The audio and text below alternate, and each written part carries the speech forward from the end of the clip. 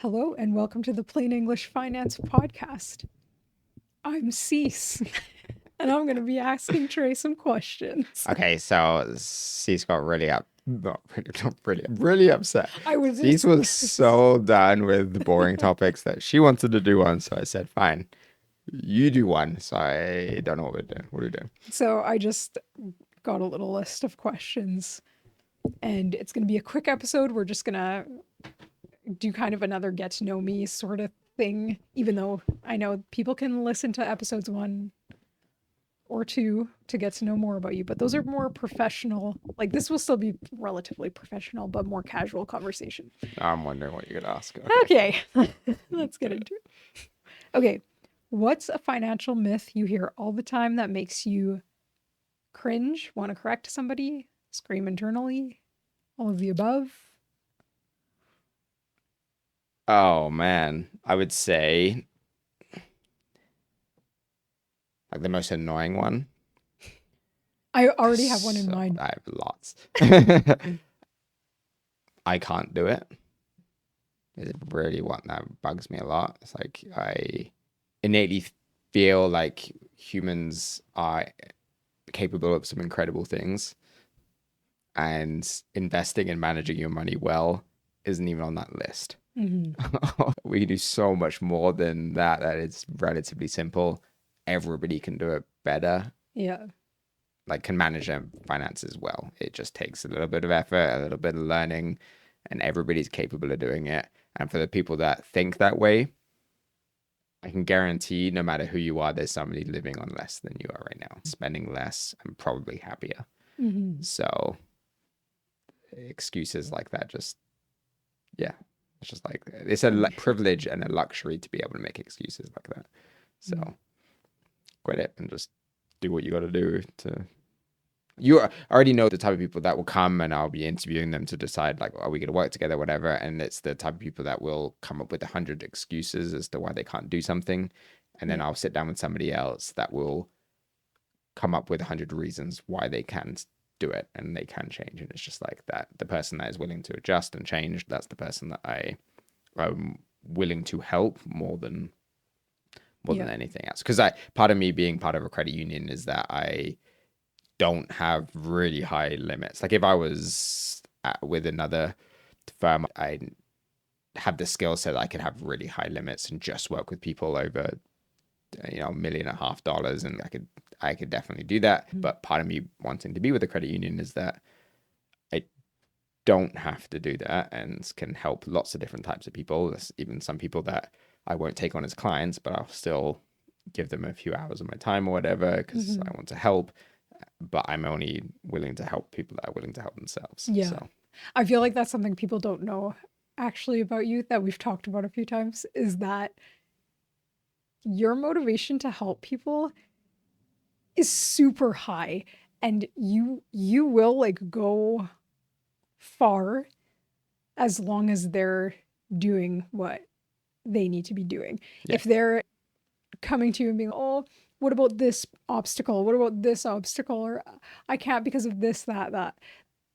You really don't like that. But if they're willing to work and change and listen, I feel like that's a big thing. If you're going to someone for advice and then just saying, oh, I can't do it because of this, I don't understand that, to be honest. Why are you here? Absolutely. Yeah. Especially, and especially when I I charge a lot of money for my time, right? Like my hourly rate at the moment is $250 an hour. Like, so if I'm doing something pro bono, I expect you to come to the table understanding that, as in like, you need to be there to learn. I've had both sides where somebody will come and it's like, I'm really impressed. I will help you more than I probably should because you're wanting to learn. I'm watching you make changes, versus somebody that comes and they're really just looking for somebody to tell them that what they're doing is okay. It's or like, here's the magic pill. It's hard work. You know the answer. I feel like most people know the answer to some extent when they're in a position like that.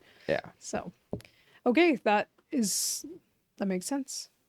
I was thinking you were going to say that vehicles are assets. Because I know you don't like that either. Depreciate. They can be assets if you're using it to make money. Yeah. Outside of that, they take money out of your pocket, Not and a like lot of micro- money for modern people. Yeah. It's not an asset unless it's a collector's item. You know, if it goes up in value, puts money in your pocket, you can call it an asset. There's always a caveat. Yeah. Okay, if you weren't a financial planner, what do you honestly think you'd be doing instead? So nothing in like finance world. Sure. Yeah. Let's Does that include like accounting? Because that's what I want. I wanted to be a forensic accountant. Does that include that? Yeah, let's take that out. And let's say Engineering. like, really? I don't know why I'm surprised. Like, it's not that surprising, but I feel like I you think would I have. would have. What do you think I would have done? I thought you would have. No, I done probably wouldn't have done it because I couldn't have like afford to take that amount of time to go to school. to and go to everything. schooling for that. So I wouldn't have been able to do that. So I don't think if I could go back and give myself stability to be able to do whatever, like truly whatever you wanted, like some people can do, then it'd have been something like that. It'd have been something in the sciences or That I could see, but I was thinking something more in like that. a researcher kind of thing. I could see you doing Researching for what? something in the sciences. I Oh, don't know. okay. Yeah. Yeah. Like, like a research worker of some kind. Like building stuff. And Yeah. I think I was anything also, like that, in my would have mind, I really also liked. thought maybe like teaching, but at a high level. Because you do like, Yeah, I like teaching, but it again has to be same with it wouldn't be a high school teacher or even, No. honestly, I don't know, maybe a professor kind of thing. I don't think it would have been fulfilling enough. I think I would have, or if it was, it'd be like a research type. Yeah. I really like learning. There's tons of stuff that I would do, but for me, a priority was financial security. So it would have been something that allowed me to do that. Like I would have went and done a trade before I'd have, because it was like it's a very clear path to some financial security versus taking the risk. I think it would be different now, but I think back Obviously. then that was such a big priority for me, was just security for us, even Yeah. security. So Yeah. I don't know whether I'd have taken even with you. Yeah, I don't think I'd have taken the risk. But, Mm. Even with me, what do you mean? like with you being sick, right? Mm. So it's like Seeka. Seeka. Araya is sleeping. This is like a casual. There you go. You're in Sika. our our office Down. with us, and Sika baby is here Yeah. making lots of noise. Nope. Yeah. Okay. Sorry, what was I saying? Just that you were like, because I was sick. Oh yeah, security. so yeah, because I didn't have. Or it feels like we don't have like a lot of people they'll work for a long time and then they'll retire at 55 to go travel around the world. And it's like with you being sick, that might not happen. So our time frame was adjusted, and that's why we made decisions around rental property and stuff like that, because we knew that you wouldn't always be able to work in the same capacity that a lot of others do. So Yeah. that was always a priority. Planning ahead. Yeah. Like, it's one of those things where when you get diagnosed at a young age with like a chronic illness, you can either just keep going about your life because you don't know what the future holds, especially with MS. I could Who be, knows? yeah. You'd be in a wheelchair tomorrow if you had a really bad. You Yeah. just have no idea. And I've been in remission for years now. So there's, it could go, but that's like knows? anything. Yeah. That's, yeah. But yeah, we did make intentional decisions saying we're going to plan for the worst and hope for the best. That's always how we are. Plan for the worst, hope for the best. And that includes my time, right? Because Yeah. it was a case of, okay, because I need to be able to significantly cut back on work earlier than what the average person would be. Yeah. Even if we've already talked about, it's like planning for early retirement, but I'm not going to fully. Yeah. It's very likely I'll keep doing something and keep wanting to work and look after, like I enjoy what I do, right? Yeah. So yeah, whenever you were like way back when you were, I want to retire earlier than the average person would retire.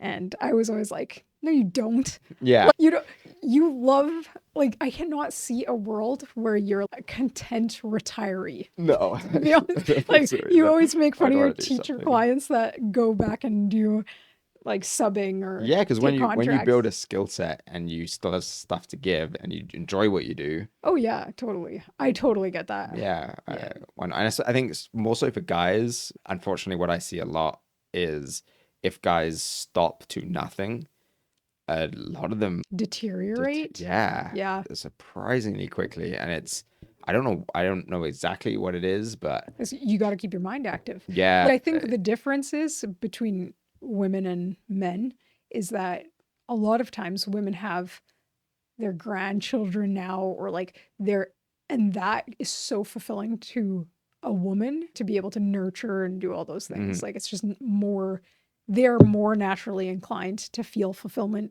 from those things versus a guy. Like I read something once that said a woman needs to feel good to do good and a man needs to do good to feel good in like in that order. So I wonder if that maybe has something to do with it. But anyways, Yeah. not to get so like philosophical all of a sudden. Sorry. This is This how was a our light episode. I know. I'm like, but this is actually how our conversations go. So if you want to if you Yeah, want to it's get to true. know us. What's something people assume about financial planners that's totally wrong about you? I was gonna say about financial planners, I knew exactly what I was gonna say. If you was gonna Okay, say, just quickly say that answer. I bet they're good with money. Okay. Oh my goodness. Well, obviously. It is not It's always always the the case. pros who are like, It is not always the case. That's wild. Anyway, about that's me, you. So if someone was like, oh, financial planners, they're this, I have something in mind, but I want to hear what you think. It's totally wrong about you. I am not sure. What do you have in mind? As you were thinking, I was like, maybe I'm gonna offend. I'm always afraid to offend people. I was thinking, okay, before you got into the industry, I definitely had in mind, like, especially guys who work in finance are very like sleazy. Oh, Or you I just see get what like you this, mean. Yeah. yeah, like I would there's certain types of people where they would kind of walk in with an air that they're better than you. Hmm. I feel like that is kind of how I often or that they were trying to like Like financial planners, you had that I don't know if mindset. I met it's hard Yeah. because back then Yeah. I don't know if I You met like wouldn't even know the difference really between no. what I would say is that I'm a successful financial planner. I am successful because of competence, not because of Sales sales relationship. ability, relationship Yeah. building ability. I would say I Mhm. have a good relationship with my clients, but my clients, the relationship didn't come first. Yeah.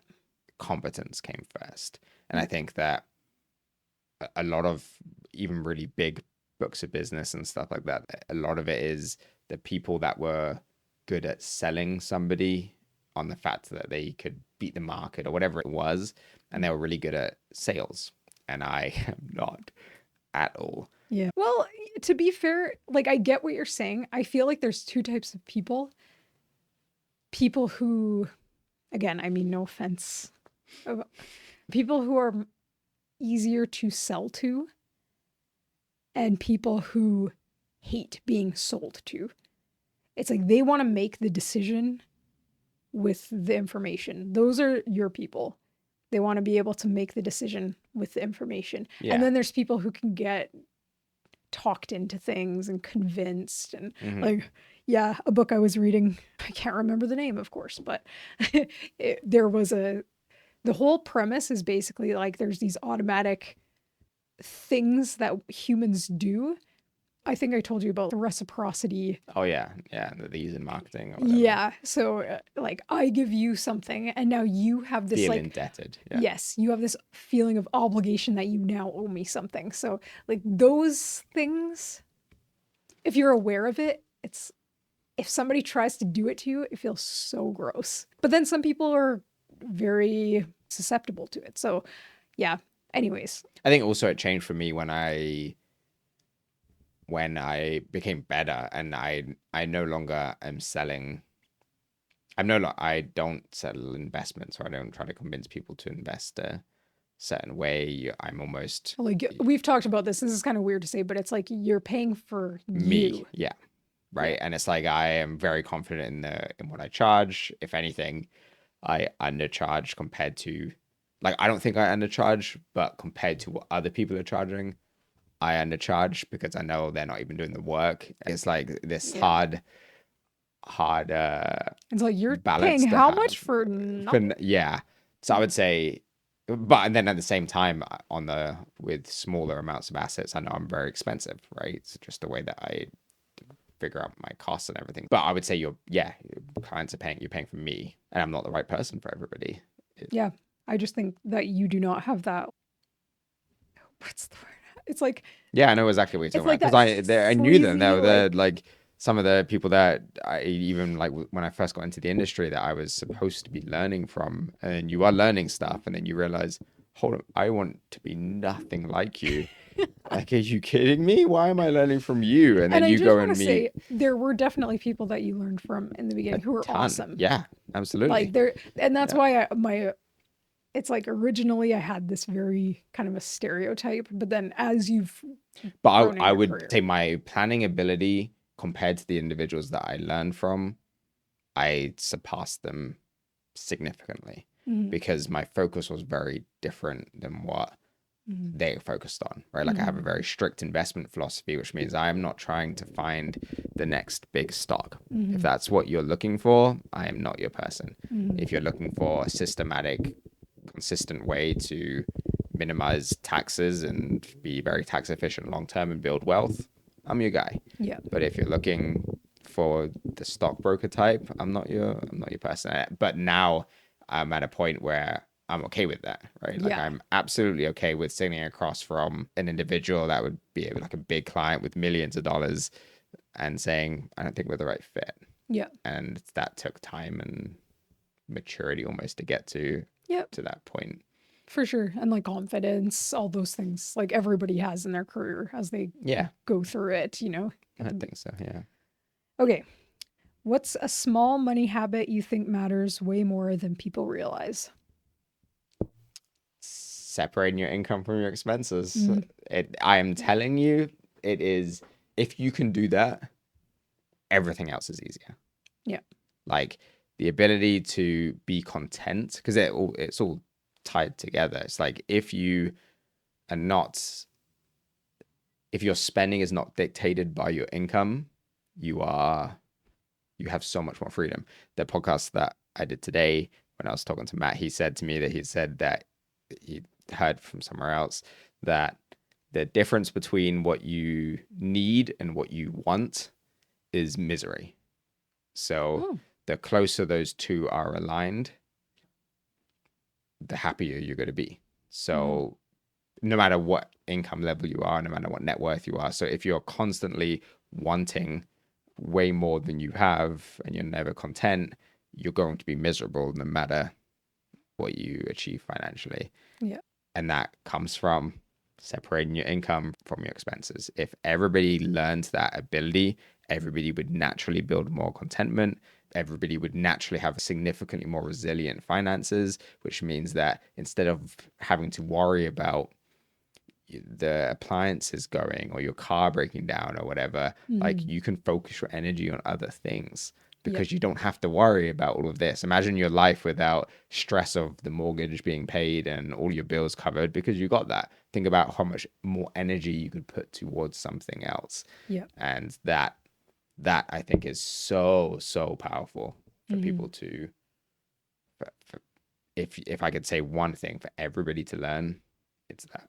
Separate your income from your expenses. Yeah. And I would almost say that bleeds into a lot of other things. And again, it's all the philosophy that you kind of follow. A lot of times people will buy things, do things to appear a certain way, to be perceived as a certain type of person that they want to be. Yeah. They're going on expensive trips, they have a fancy car, they have the biggest house on the block, whatever.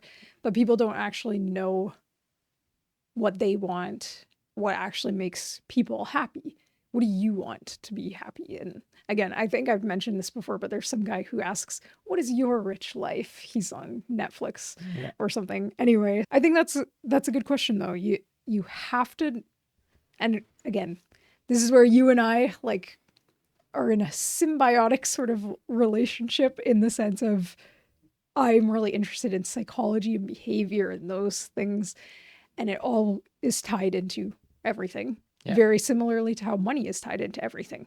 So if you don't know yourself, if you don't know what makes you happy, what you actually want, you are never that chase. It's just constant dopamine hit Yeah. over and over you're looking for. And that's the So, contentment thing, is if Yeah. you'll never be content, and in order to be happy, you have to be content. yeah, It's just two things don't go otherwise. You could be surrounded by your family on the nicest vacation with all the time in the world with them, living an incredible life to most people, and if you're wanting something else, you're not going to be happy. yeah, So I think that's just, yeah, I think it's important.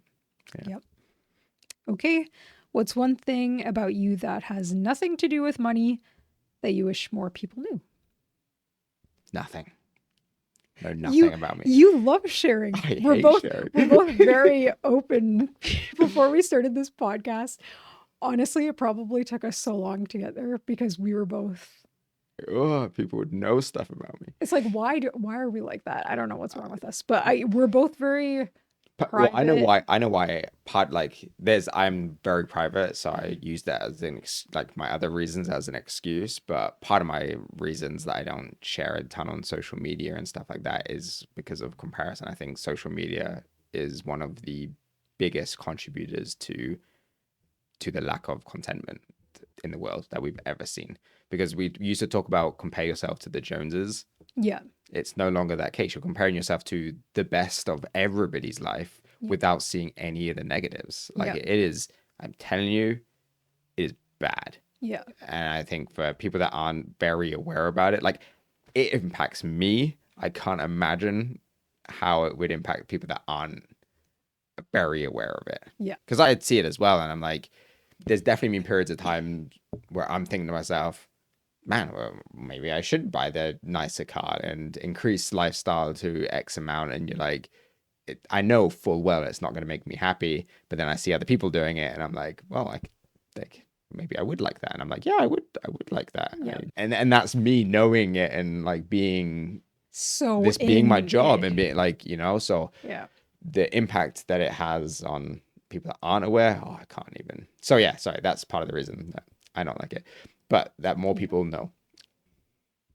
Yeah. So what's one thing about you that has nothing to do with money that you wish more people knew?